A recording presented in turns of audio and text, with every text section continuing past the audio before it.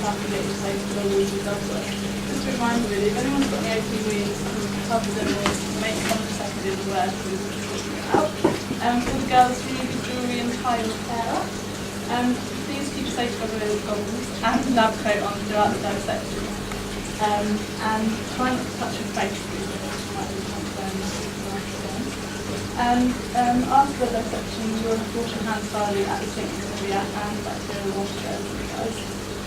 No food and drink in the lab. And you're going to be using some sharp equipment today, so just be careful. Make sure you always have the appropriate surface so the dissection tray is away to be kept into. And make sure you protect the blades, put them back in the tray when you're not on use so that no one cuts themselves. And when you're cutting, make sure you cut away to yourself and not in the direction of anyone else in the hospital. The aim of today is to try a few different techniques to carry out post-mortem on the lab. You do this by taking external measurements, which include the measurements, sex and species. We're then going to dissect the organism and identify some key organisms, organs, and organisms as well. We're going to remove the stomach and analyse the contents and extract and identify any foreign and artificial objects that you may find in the process. As you can see, we've got two different species of smoothhounds. Smoothhounds are part of the tripelic family. Orders. To start with, we're going to look at the common smoothhounds, which we've got a couple thinking about. The common smoothhounds, which are maximum length of 160 centimetres for females and 110 for males. As you can tell, they've got a long, slender body, and their mouth and nostrils are placed ventrally, which means that nurse will feed a big water swimmer, feeding a organisms. They're usually found on the continental shelf, ranging between the intertidal zone of 5 to 50 metres, and they have been recorded to reach 350 metres. The way to tell with the common smoothhound is they've got generally a lighter brown body than the starry smoothhound, and they don't have any markings on them. The biology behind them is that they are viviparous breeders, which means they give birth to live pups. Usually there's between 5 to 15 per litre. They have a gestation period of 10 to 11 months. Next is starry smoothhound, which you can see here. It's a darker body, and above the lateral line has white spots. I've just got a few of them in here. Again, they have eventually placed mouth and nostril, domestic breeders, these are vertical organisms. They need a maximum length of 140 centimetres, and that's what basically reflected. And again, they're benthic feeders that feed on crustaceans, cephalopods, and small teleosts. Again, they're continental, down to about 100 metres. Both species are fish as bycatch species, and they've gone up actually in commercial value due to the restrictions we now ban on landing spur dogs. So now they're actually increasing value, but they're primarily used for crab pot bait and sometimes food. Just to give you background information about why you might want to carry out post-mortem analysis. For research purposes, you can look at population assessments, feeding behaviour, diet, and fishing methods. And by doing that, you can also make a comparison to have any changing any of those patterns. It's a transferable skill that people are doing today, but you can do it on other organisms as well. And these species are quite data efficient, so any information can be taken. Outside of the scope of today, there are other things you could look at, including heavy metal contamination and parasitic organisms as well. But I don't think we're going to have, if we have time, we might be able to get some big ones on the microscope that we can interrogate. First thing we're going to be doing is we're going to look at the external anatomy. This is done during any autopsy where you record the actual measurements. It's recorded mainly because if you're going to do a comparison, you've got any variations between maybe landing size, landing the area that they're being fished in, various other things, whether there's any sort of other variations in sort of size distribution and things like that. First of all, we're going to take the obvious ones, sort of like the total length, pectoral size length, field score, and like that. We're also going to be identifying species, which we've already covered, and we're going to be looking at the sex of them both. I think we're actually quite lucky that we've actually got a range of male and female. More commonly down the market, it's more common to find females, and that's because the starry smoothhounds in particular move inshore when they're pupping. And to do that, there's a diagram in here, but the way to tell is that the male will have two external organs and organs like claspers, which are like two sausage pieces that come out from their vent. I think the second is going to take you guys through doing the external measurements and the results handbook which they've got, and we're going to fill those out. So pass over to the rest of your We've also second included year. a sheet as well, if you can include any abrasions, lacerations and bruising. So you can draw it on.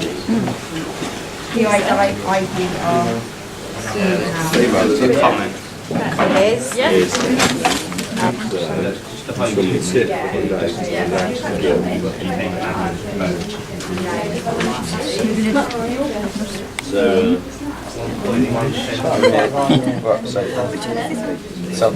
It is this one.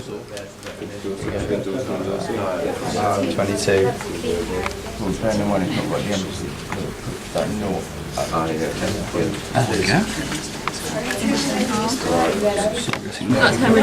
Looking for sort of hemorrhaging and scarring on the shaft. And this, it's been through the walls. This one has Some hemorrhage. there's some down here, Yeah, there's one on that. all on the fin here, And then one on here. Front door. paw, paw. And then you've What the got pectoral fins, any cuts through that one? Just bruising. Just hemorrhaging. Yeah. Well, originally, I think it's at the front for anybody who doesn't appreciate the smell and wants to put it onto their noses. So we've had it emphasised this a couple of times that a good dissection is actually quite a clean dissection. So it's almost going to be a challenge to keep it as least bloody as possible. We've got tissues on the ends as well that you guys can swab with if it starts to get a little bit messy. But generally, you should hopefully have a fairly clean dissection. Okay, I'm going to talk you through what you guys are going to do and then pass you over to the second years who are just going to help you with it, and you guys can get all the action.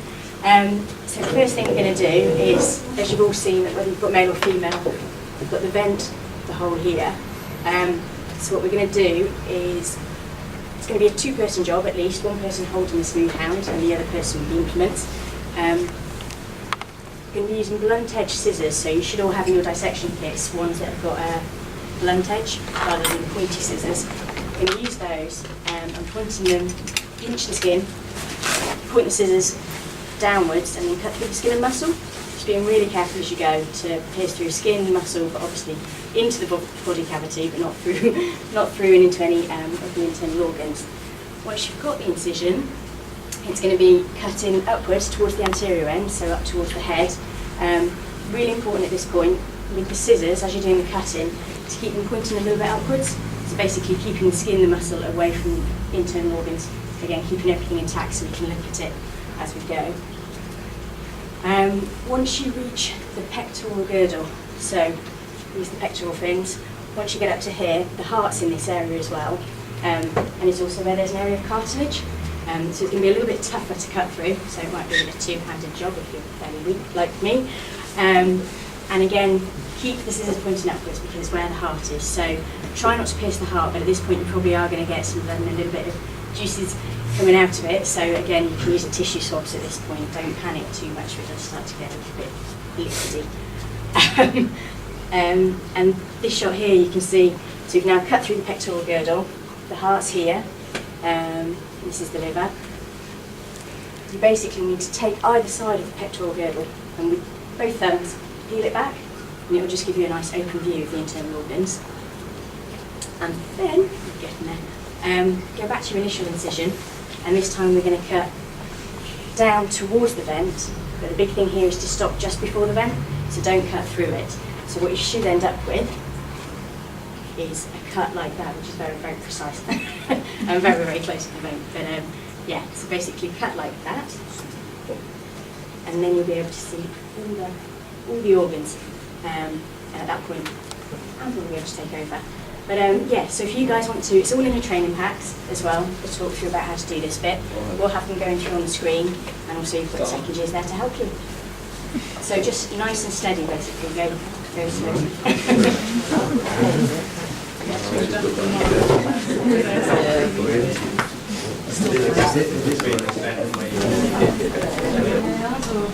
Yeah. There we go. Okay, so you want to do... Oh, you've got the whole cord. Point the scissors more upwards. So that, yeah, that way and that. Oh, she's ruined it already. Two times in. You might turn over a new line for lethal dissection. Yeah, this is going to be... Too eager to get hands on at the moment. Or yeah. Do we want to go up further here? Yeah. We do. A little bit.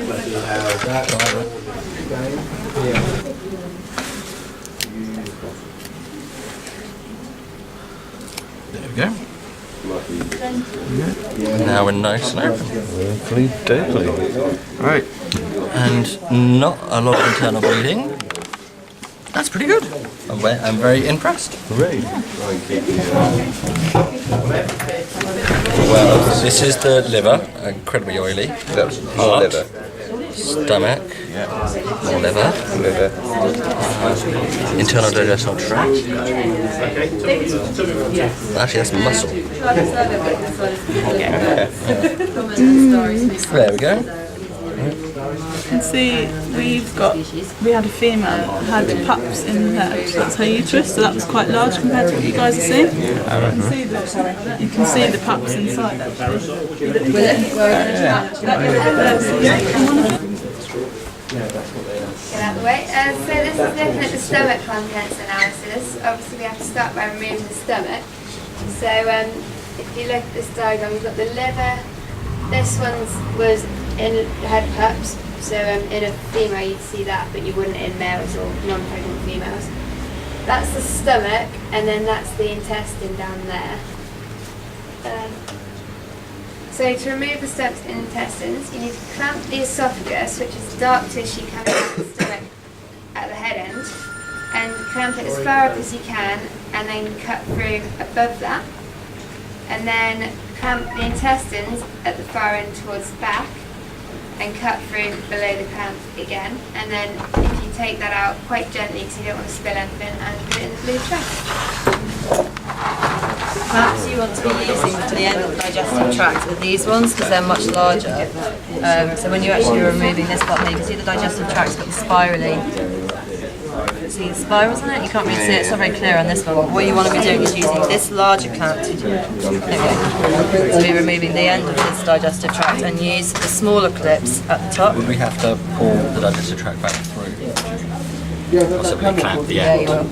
But just be careful. That'd be fun. Okay. We've got stomach here. Yep. So if we lift up the liver and move it to the other side. We get a clamp on top end. Someone like to try and pull out a little bit? Just a little bit.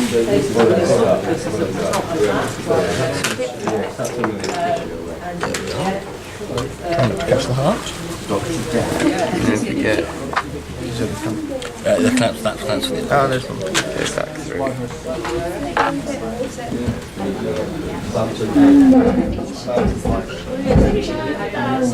Very good. Right. So that's about where you want to clamp it. Just there, so you can cut your spine. Best to use this one for the end.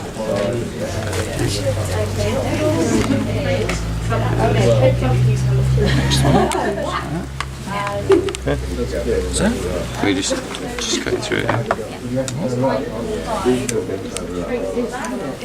okay. Slowly pull it out, and you'll have to cut a few things like this to cut it away from the body.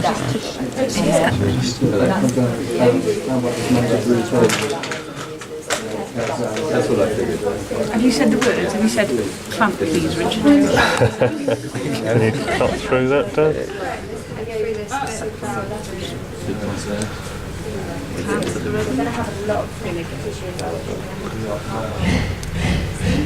If I never saw this, it would eat it. There you go. So there's that. Let's just you cut from this way along first. This way? That's the way. And cut just beneath the clamp.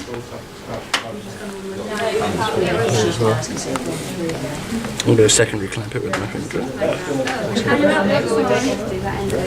Well, you still want to clamp it anyway. That's the way.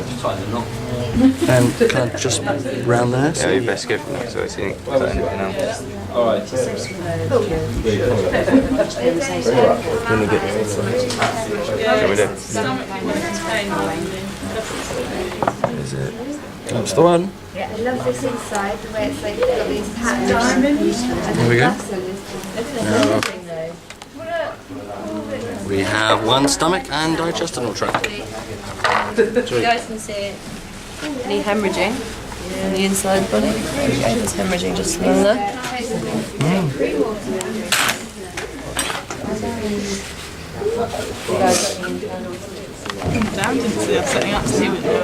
Don't include me in knowing things, guys. That's a big mistake on your part. Check him out. Keep dancing eyes. First you get the beaker and zero it on the scale. And then you'll have a scale between the two of you. After that, if you take the stomach and squeeze out the contents of just the stomach, if you stop at the duodenum, which is the U-shaped bit coming out the stomach, because everything past there is generally too far digested by identification. If you then weigh the contents of the beaker, and if you record that on the results sheet, then pour it into the sieve. And if you hold the sieve over the blue tray and flush it out with the water, which is in these squeezy bottles, if you flush it out with the water and that just remove all the digestive juices. After that, transfer that to the white tray. It probably doesn't matter if you get the trays a little mixed up, but it helps. White tray, and then if you can analyse the remnants and identify them down to the lowest taxon possible and record that in the results table. And then if you take these separate, if you divide them into the phylums, if you divide them into phylums and weigh the individual phylums, there's boxes to record the weight of those on the results table as well. Looking about here. Yeah, everything inside that. Well, apart from Yeah, if you want to click. You did zero out first, yes? Yeah. Good. Give it a squeeze. A bit of a squeezy down. It's very runny, so what does that indicate, guys? He's not eating a while. Well, this was just the house. Want to include that in the way? That's what really? Yeah. Wow, yours is quite What phylum would that be in there? I thought. 0.076 kilograms. Do you want me to change the units? No, 0.57 kilograms. What units do you want it in? Ours is solid. Yeah, it's These guys are 7 grams. That's the worst analogy I've ever heard. Milking a sick goat. Really thick goat, may I point out. Ours has clearly been on the high fibre though. That to me looks like a spider crab claw. It does actually. Oh yes. Oh sure. That's just an idea. Very nice. Double cameras. Did you zero the scales first? Do you want another picture? Right, give it away first. And if you like to put the beaker back on, zero it, and then just to get rid of some of the finer slush, use a bit of water. Of course you can. There you go. Keep sipping. Slowly. Right, it's There's a bit more water in, and then it loosens up the stomach, just juices, so you're then more able to sieve through to get the solid particulates. What you said.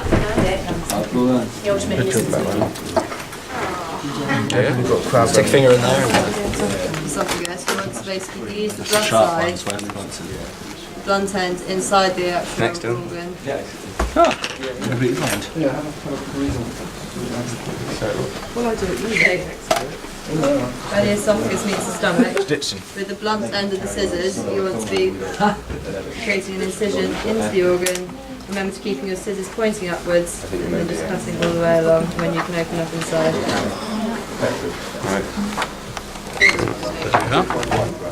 You can go up to there. Yeah. As long as you don't. Just Do you want to trim that bit of flesh there? we'll put a second clip further up here. Yeah. It works. So then now with you're that going one all the up, way basically to Then the we can clip. get all the way up on the stomach. Oh, where do Well, you? you should go all the way into the clip basically. Yeah. Yeah. Must be able to crush. These gloves are amazing.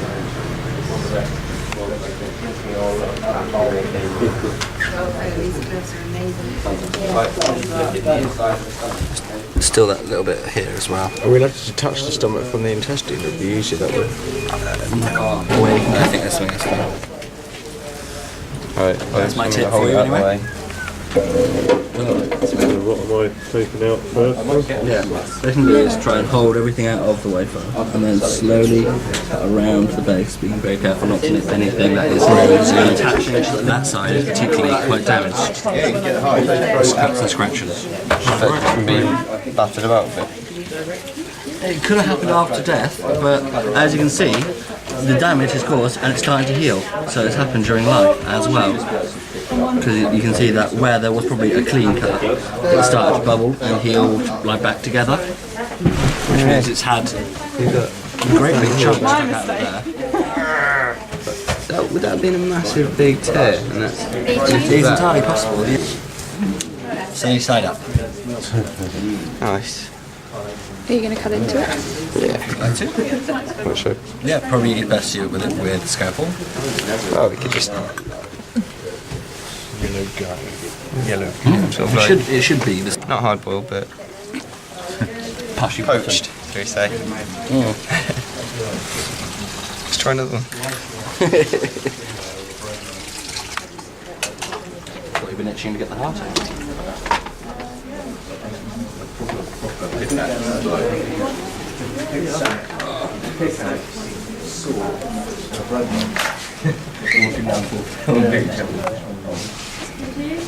One's a little bit more solid.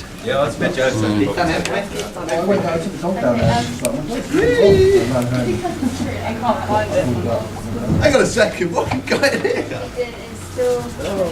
Electrical plug. We got Yeah, look. Not that big, is it? we've got a tiny. Oh, do we need to go right way through? But if you cut into it, it will squirt everywhere. Oh yeah, that's right. Do it this side.